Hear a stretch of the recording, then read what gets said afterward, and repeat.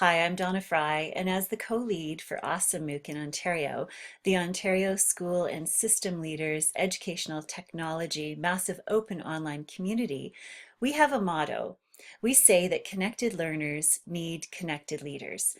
And when I talk about that motto, I often get asked, why is that? Why do our connected learners need connected leaders? So some time ago, I did a short presentation on the 9 reasons why I thought that was the case. And my thinking has changed a little bit since then. And I think that's a great example because we often hear from leaders that they're hesitant to share their work online because they think people will criticize their thinking. And we often say to them, you know what, when we post our work online, it's our best thinking at the time. And 2 months down the road, I can see that I've already rethought this and I have some other ideas about it. And that demonstrates growth. So I hope that by modeling this, that other leaders won't be afraid to share, because it's only through sharing that others learn. So why do our students need connected leaders? Well, this is one of my favorite sayings and something that drives my practice for sure, that we're not preparing students for life. Education is life. Kids come to school as part of their lives. And if school looks really different from what their life is outside of school and what their life will be when school is over, I think that's really problematic. Our children, our students, exist in both physical and digital worlds.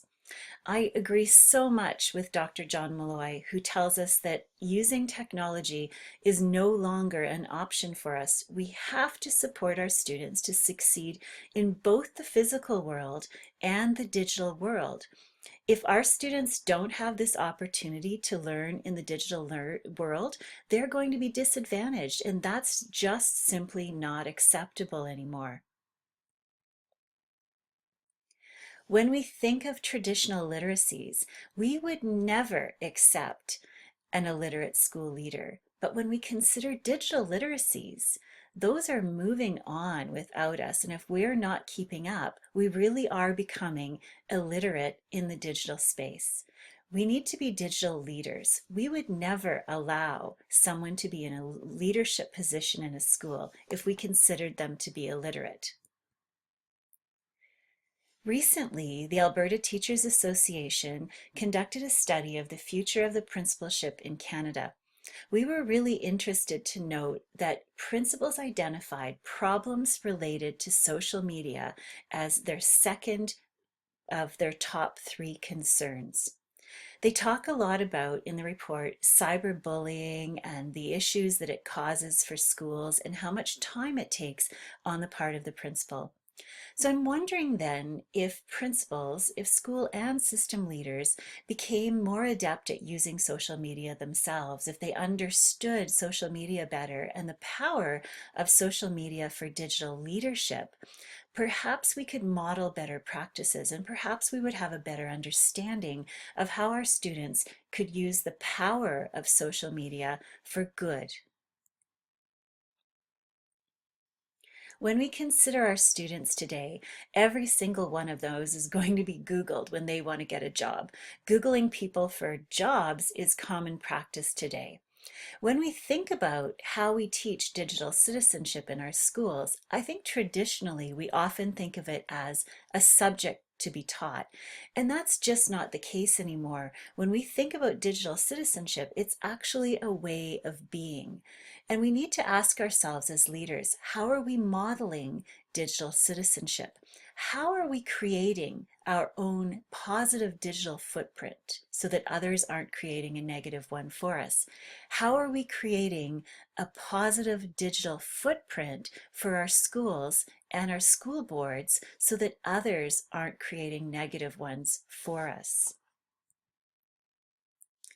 As connected leaders, we would also be aware that in Ontario, the teachers have developed a fabulous just-in-time teaching resource for educators who find themselves in situations around digital citizenship in their classrooms. It's a resource for students right from the primary grades through to the senior grades. The resources are organized by division and they're organized by categories. And instead of looking at digital citizenship from a negative perspective, it looks at it from a positive perspective. So what are the things that we can do to help our students become digital leaders? And as connected leaders, I hope that we'll all go in and look at these resources and see how they can be used in our school and systems. We have a choice today as leaders whether we're going to close the doors to our school and teach inside those walls, or whether we're going to be open practitioners. And I believe very much that being an independent practitioner is inconsistent with professional practice today. When we consider the idea of our best current practices and what our next practices will be, those next practices come from what we learn from other practitioners, and we need to be connected to them if we're going to learn from them. I'm sure you're familiar with Michael Fullan's Great to Excellent document, and this is a key quote. As capacity gets higher, which is certainly the case in Ontario, peers become the main source of innovation if you're to go from greatness to excellence. We need to learn from each other, and to do that, we need to be connected to each other.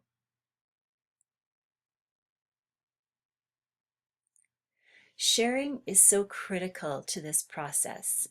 This is another one of my favorite quotes about sharing from Seth Godin. Sharing an idea you care about is a generous way to change your world for the better. The culture we will live with in the next month is a direct result of what people like us share today. The things we share and don't share determine what happens next. Sharing is so critical to our profession in education. If there's no sharing, there's no teaching. And if there's no teaching, there's no learning. Teaching itself is all about sharing. So I think sometimes as leaders, as I mentioned at the beginning, we're a little bit hesitant to share because we're so critical of our own work, of our own creations. But when we think about the power of that sharing, if we share something, it might not be exactly what someone else needs, but it might give them an idea of what they can do to remix it and change it so that they can help a student move forward. If we consider our role in education to be that we have to move every single child under our jurisdiction forward in their learning, then we need to think about how best to do that. And we don't have to do that alone. If we're stuck, if a child is stuck in their learning, we can reach out, and we have huge numbers of other educators in our professional learning networks to collaborate with and to solve the problem with. But to do that, we need to be part of a network that considers sharing and learning together to be the most valuable part of our profession in order to move it forward. Innovation cannot be cultivated in isolation. We hear a lot about focused innovation and the idea of using innovative practices in teaching. We know that innovation is accelerated when there are lots of ideas. And certainly if we're connected to others, we continue to be connected to other people who know things that we don't. And the more ideas that we have, the better chance that we're going to find the innovative practice that works for our students.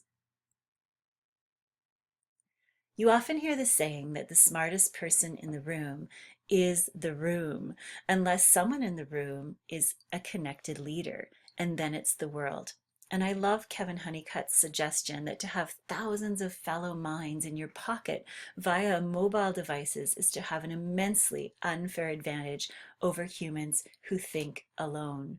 As educators responsible for the future generations, we can't afford to be thinking alone. We don't want our students to learn in isolation. We want to make sure that they know that they can go out there and share their thinking and learn from the best minds in the world.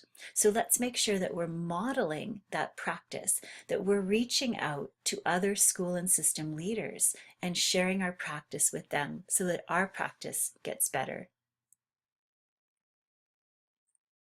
When we think about the learning that's occurring in our school, we want to shift to occur from a culture where we think about learning as something that's being provided to a culture where learning is sought.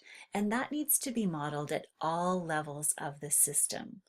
Leaders need to look for the learning that will help them be better leaders in the same way that teachers need to go out and look for the learning that will help them do better work in their classrooms for their students. When we think about our open practice, we think about also things like our professional portfolios. Imagine if our professional portfolios were out there for everyone to see. Imagine if we created a blog that aligned all of our practices with our leadership frameworks in Ontario. It's a great idea. It demonstrates that you're aligning your practice every day with what we consider to be best practice in Ontario. We know that system transformation moves at the speed of trust. By keeping your practice very open and demonstrating to everyone that it's aligned with what we know best practice to be right now, then we're creating that culture of trust and openness that helps us to be a transparent leader. Every one of our students deserves boundless education. It doesn't matter if they're going to a tiny school on the north shore of Lake Superior, or a little school on the shore of James Bay, or a large urban school in downtown Toronto. We need to be able to open our doors of our school, open the windows of our school, and invite the world in for our children to learn from. And that's not going to happen unless our school and system leaders understand the power of being connected educators. I've summarized these 10 reasons, and I'll just run through them quickly again. Our students exist in physical and digital spaces, and we need to lead their learning in both. Digital literacy is key to surviving, excelling, and thriving in today's world, and we need to have that as leaders. Digital leadership is critical in understanding how students exist together in their social networks. Isolation isn't professional anymore. We need to think about our best practice where we work right now and where our next practice is going to come from. Crowd-accelerated innovation comes from having lots of ideas that are shared. We can pick our best ideas when we have lots of ideas to learn from. If we model connected learning, then we help to shift that culture from a culture where learning is provided to a culture where learning is sought. If we openly align our practice with what's considered to be best practice in our jurisdiction, with our leadership framework, then people will trust that we're doing what is right. If we continue to share what we're doing, it means that others will be able to learn from us. And we need to ensure that our students have boundless education. We need to think about what is an education that is worth having. And it's challenging in education because the end game keeps changing. It's not like learning to run a race faster. The finish line keeps changing in education because the world is changing so quickly, and we need to be connected so that we can stay on top of that and understand it better. So when we present problems, it's always best to also present solutions. OSSEMOOC has created a 30-day program so that for 10 minutes a day, and we can all spare 10 minutes a day to get better at what we're doing, you can walk yourself through a program that will help you become a connected leader. Please take the time to do this for the sake of your students. Thank you.